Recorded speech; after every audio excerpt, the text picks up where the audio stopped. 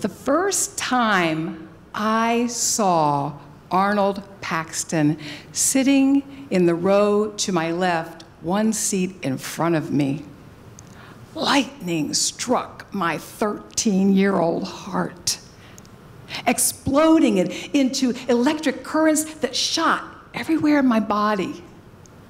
My stomach went queasy, my knees went wobbly, my hands got sweaty.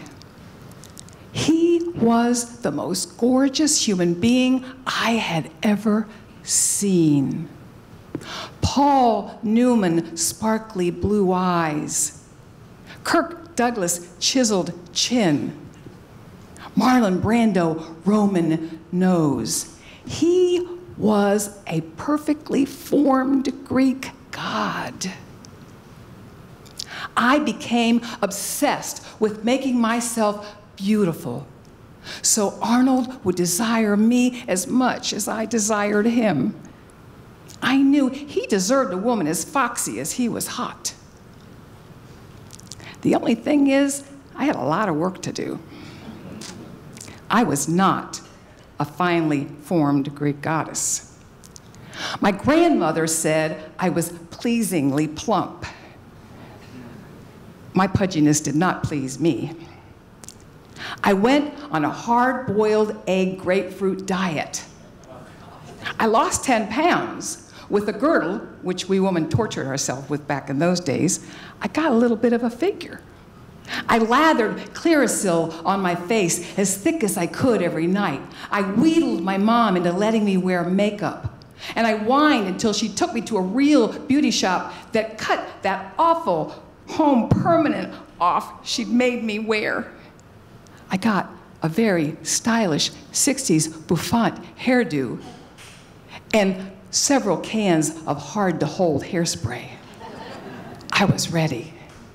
I placed myself everywhere in the school I thought Arnold might notice me, maybe even talk to me.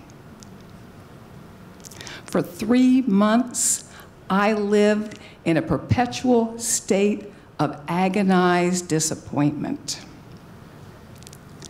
Then, one day, it happened. We made contact. Fortunately, I was wearing my best blouse and skirt and my best girdle. He was in front of me in the cafeteria line. I felt swoony just knowing I was that close to him. He reached over in front of me, in front of my face, to get a carton of milk from the top of the glass case where the food was shown. Oh, then he spoke to me. "I forgot my milk." His voice was so manly. Not squeaky like the other boys. Well, maybe a little bit squeaky, but not as much as the other boys.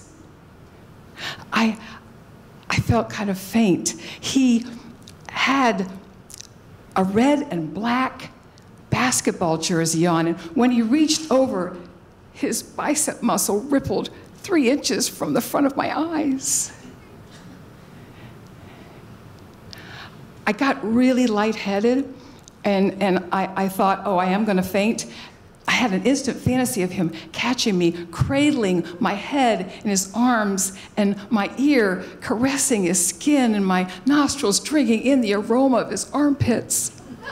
Oh, he smelled like after spice, open, whatever that spice is, and sweat. It was gorgeous. He pushed over to get a better grip. In my dizzy state, trying to step out of his way, I fell backwards and I pulled the tray that I had with a plate full of spaghetti. I'd gone off my diet. And it came and just spilled all over the front of me. Whoever was behind me caught me and pushed me to an upright position.